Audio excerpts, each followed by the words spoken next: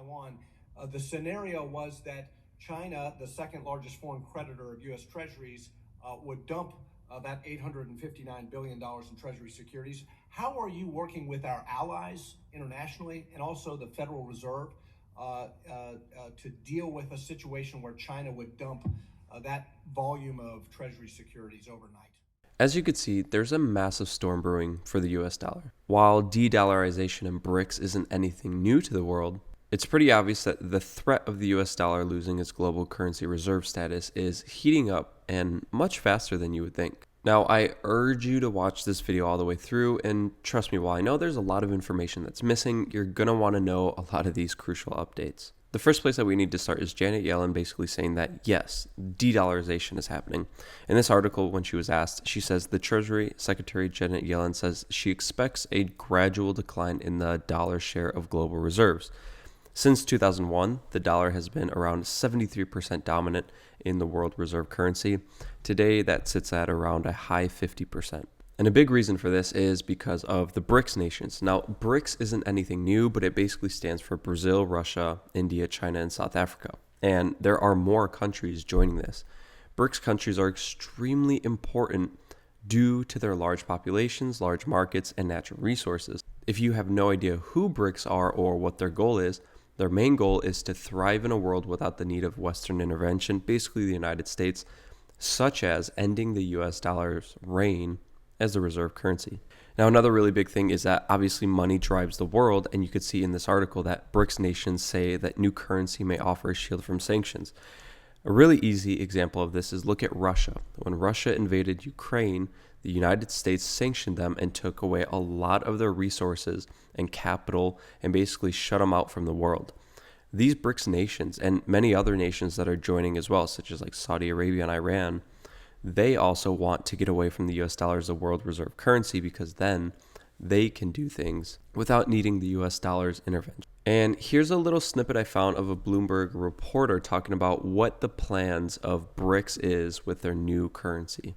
And as you mentioned earlier, there is potentially going to be discussions about a currency derived specifically for these BRICS nations. And especially when we think about the world as globally moving away from the dollar, we're seeing potentially discussions around whether or not BRICS can create a currency pegged to specific minerals, things like gold. And so that will be among the things that are discussed this week. Now, you might be thinking to yourself, okay, these are just countries that don't want to be associated with the United States. These aren't our allies or anything. But you could see the French President Macron, or however you say his name, asked for an invitation to the BRICS summit, which is coming up pretty soon. Now, he would be the first Western leader to sit in on the gathering of emerging economies. So as we could see, as the dollar and the United States continuously dig themselves into a larger hole, a lot of these countries are going to be asking themselves, which side do we want to be on? Do we want to be on the BRICS side of these emerging countries? Or do we want to be in the United States dollar and the United States side where they're continuously digging themselves into a bigger hole? And one of the big things is the federal debt that we continue to accrue. If you're using a global reserve currency, you want it to be strong and reliable. However, when you look at the United States government, all the way from 2008, we had a mere $9 trillion in debt, which is still a lot. And then when you go all the way to the pandemic, that rose to $23 trillion. We almost tripled the amount of debt in the span of basically 10 years. Now, from there, we went from 23 trillion all the way to 31 trillion. Obviously, a lot of that was due to the pandemic, but just in a mere 2 to 3 years, we've almost gone up $10 trillion in debt alone. And obviously, with this whole debt ceiling debacle, we can see that the debt for the United States is not going to stop. And the money printer for the United States is continuously going to keep running. Now, one thing I really want to talk about is the video that I played earlier in this, where Janet Yellen was asked, what are you going to do if China dumps all of their US treasuries? Now, this is extremely important, so if you've made it this far, I really want you to listen in on this. Now, imagine China is like a big piggy bank that has lent a lot of money to the United States. The money China has lent to us is in the form of something called US treasuries.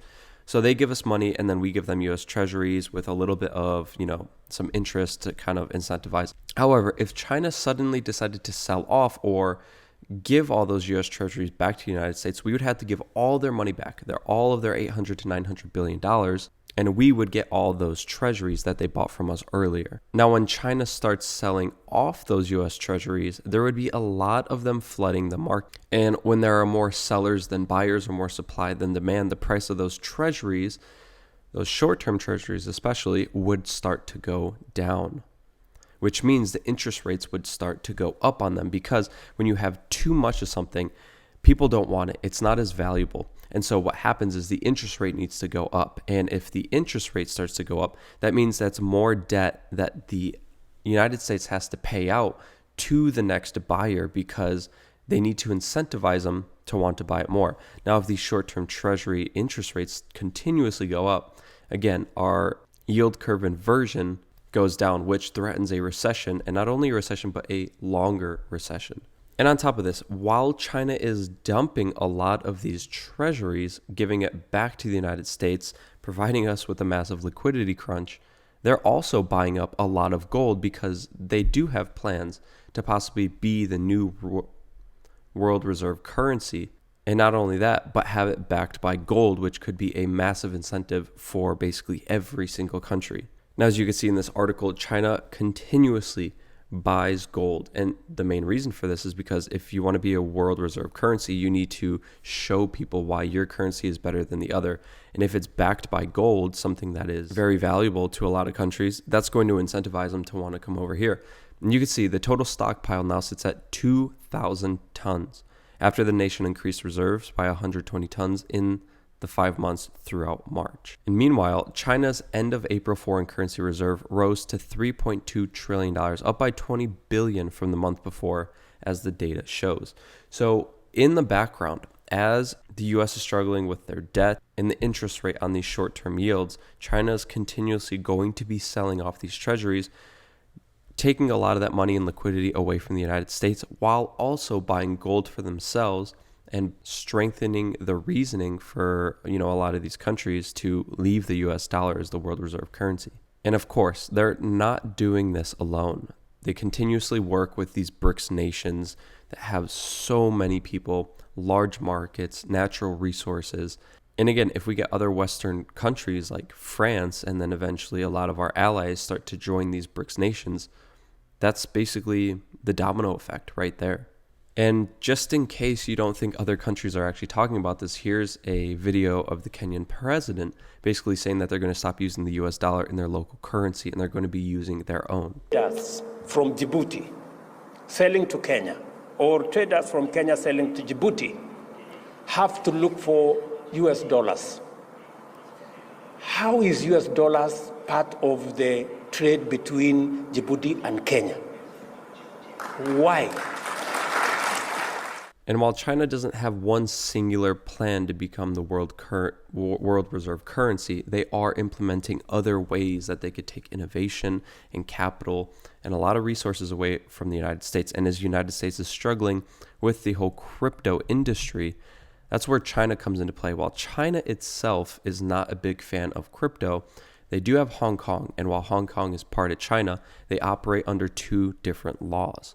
And Hong Kong is a massive harbor where they want crypto innovation to come. And if it works in Hong Kong, then maybe the mainland of China will start to accept it as well, taking a lot of that money, capital, and innovation away from the United States. So while there's so much more information that I did not cover in this video, these are some important points that you need to understand, that the de-dollarization is a real thing, and it's happening a lot faster than you would think.